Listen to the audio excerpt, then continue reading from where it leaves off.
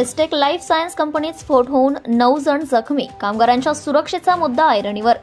रायगड जिल्ह्यातील महाड औद्योगिक वसाहतीमध्ये मागील काही वर्षभरापासून सातत्याने होत असलेले स्फोट, आग लागण्याच्या घटनांमुळे कामगारांच्या सुरक्षेचा मुद्दा ऐरणीवर आला असतानाच काल गुरुवार दिनांक 19 डिसेंबर 2024 रोजी दुपारच्या सुमारास एस्टेक लाईफ सायन्स कंपनीत स्फोट होऊन यामध्ये रितेश रामदास निंबरे वय 19 वर्ष राहणार कोटेश्वरी तळे महाड, वसंत दगडू जंगम वय 43 वर्ष राहणार टाकीकोंडा बिरवाडी महाड, आर्यन राजीव राय वय 20 वर्ष राहणार चांभार खिंड महाड, दिनेश गणपत म्हसळकर वय 21 वर्ष राहणार गोरेगाव तालुका माणगाव, प्रशांत गोविंद चाचले वय 22 वर्ष राहणार धारवली तालुका पोलादपूर, प्रथमेश दत्ताराम मुसळकर वय 23 वर्ष राहणार गोरेगाव तालुका माणगाव यांसह रामचंद्र गुलाबचंद आणि तेजस निंबरे हे 9 जण जखमी झाल्याची माहिती महाड MIDC पोलीस ठाण्याकडून प्राप्त झाली आहे। याबाबत MIDC पोलीस ठाण्याने कंपनी प्रशासनाच्या 9 प्रमुख अधिकाऱ्यांच्या विरोधात पोलीस शिपाई निखिल कांबळे यांनी दिलेल्या फिर्यादीनुसार गुन्हा दाखल केल्याची माहिती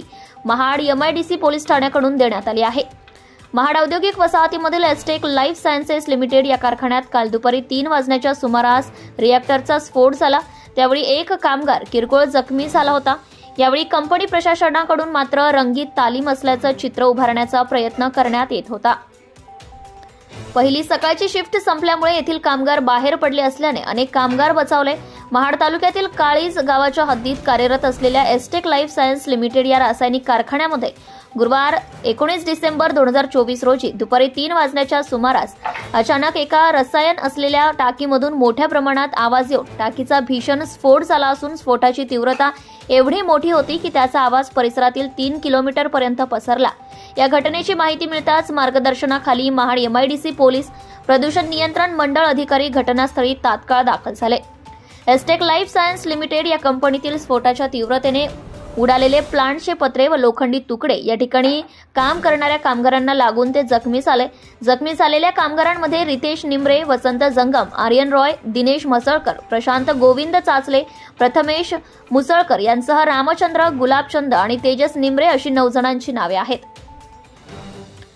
सदर घटनेची पोलिसांनी चौकशी केली असता या ठिकाणी काम करणाऱ्या कामगारांना कोणतीही सुरक्षा उपकरणे प्रदान करण्यात आली नसल्याची धक्कादायक बाब निदर्शनास आली आहे।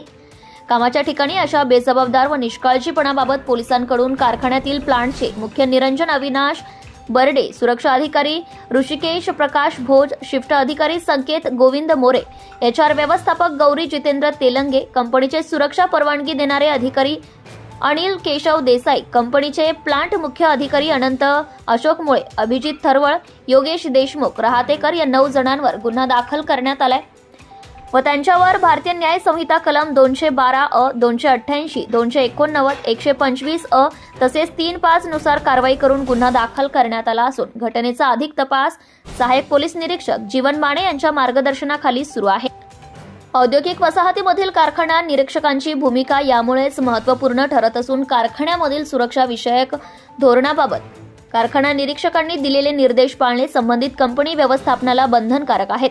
दुर्दैवाने या पश्चात देखील कंपनीमध्ये अपघात झाल्यास त्याची नोंद 24 तासाच्या आत कारखाना निरीक्षकांना व पोलीस यंत्रणेला देणे बंधनकारक आहे। मात्र काही घटनांमध्ये अशा पद्धतीच्या घटनांसंदर्भात कंपनी व्यवस्थापनाकडून डोळे झाक केले जात असल्याच्या तक्रारी कामगार वर्गातून केल्या जात आहेत।